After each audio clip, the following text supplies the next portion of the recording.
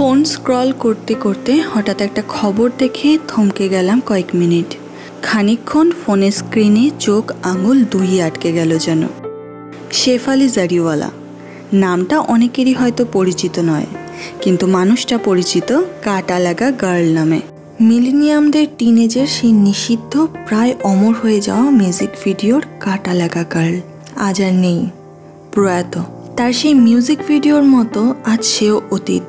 শেফালির night ক্লাবের entry stamp লাগিয়ে নেওয়ার দৃশ্য অনেক মেয়ের চোখে এক টুকরো গোপন ইচ্ছে।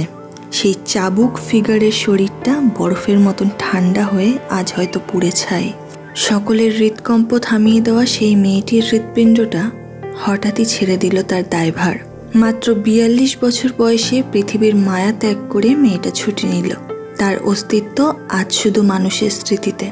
জীবন ভীষণ অনিশ্চিত, মৃত্যুই চরম সত্য, নিশ্চিত। আমরা কেউই জানি না যে আসলে আমরা ঠিক কতদিন বাঁচব, অথচ আমরা সকলেই জানি যে একদিন আমাদের চলে যেতেই হবে। এই সহজ কথাটা আমরা জানি সবাই, কিন্তু মনে রাখি কজন? মনে রাখি না বলেই হয়তো আমরা উইশ লিস্ট বানাই, কার্টে রাখি নিজেদের পছন্দ, ইচ্ছে, ভালো লাগাগুলোকে। ভাবি একদিন অবশ্যই সেগুলো আমরা পূরণ করব। কিন্তু জীবন আমাদের সেই একদিনের পারমিশন আদেও দেয় কি না তা আমরা চিন্তাও করি না। আমি বলবো, জীবনের প্রতিটা মুহূর্তকে বাঁচুন, প্রতিটা সেকেন্ড মিনিটকে উপভোগ করুন। জানি কথাটা বলা খুব সহজ, কিন্তু জীবনে সেটাকে কার্যকর করা খুব একটা সহজ নয়। আসলে খুশি থাকা, আনন্দে থাকা একটা প্র্যাকটিস বা অভ্যেস, জানেন তো। এই অভ্যেস একদিনে তৈরি হয় না।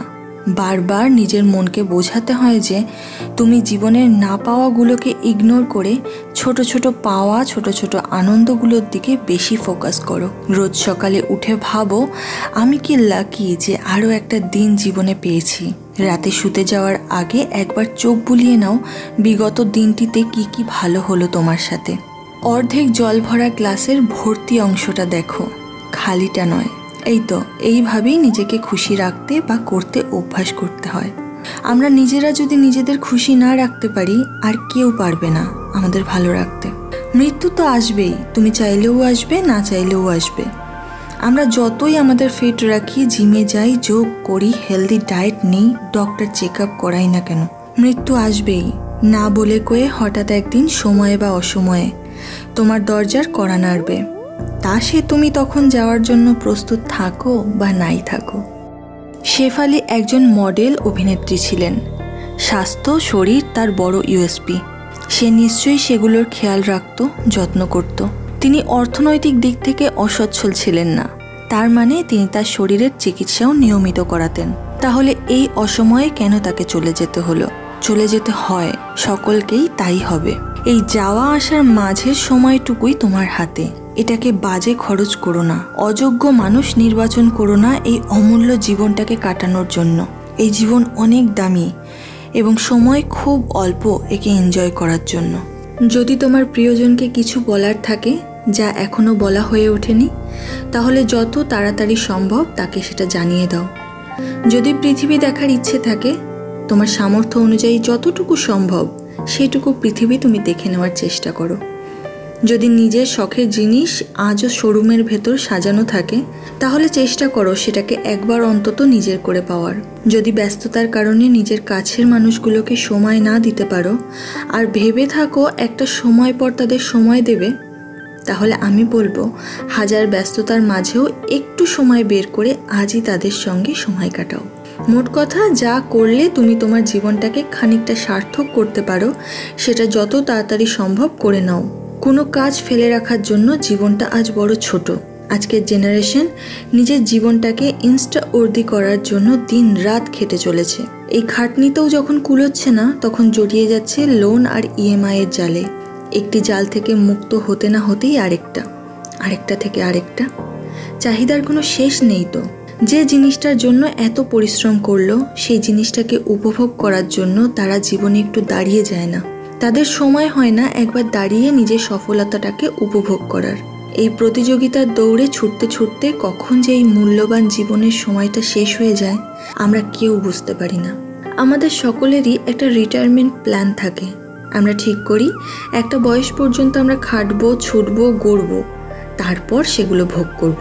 কিন্তু আমাদের অলক্ষ্যে জীবন আমাদের জন্য অনেক কিছু প্ল্যান করে রাখে, যার জন্য আমরা প্রস্তুত থাকি না। শেষে দেখা যায় শুধু ছোটা আর খাটাই হলো, ভোগ করা কিছুই হলো না। কাছের মানুষগুলোর পাশে বসে কখনো তারা কেমন আছে জানা হলো না। প্রিয় মানুষটার হাতে হাত রেখে কখনো পূর্ণিমার চাঁদ দেখা হলো না। প্রকৃতির এই সৌন্দর্যে কখনো চোখ জোড়ানো হলো না। বৃষ্টির রাতে ঝিমঝিম শব্দে নরম বিছানায় কখনো শান্তির ঘুম হলো না।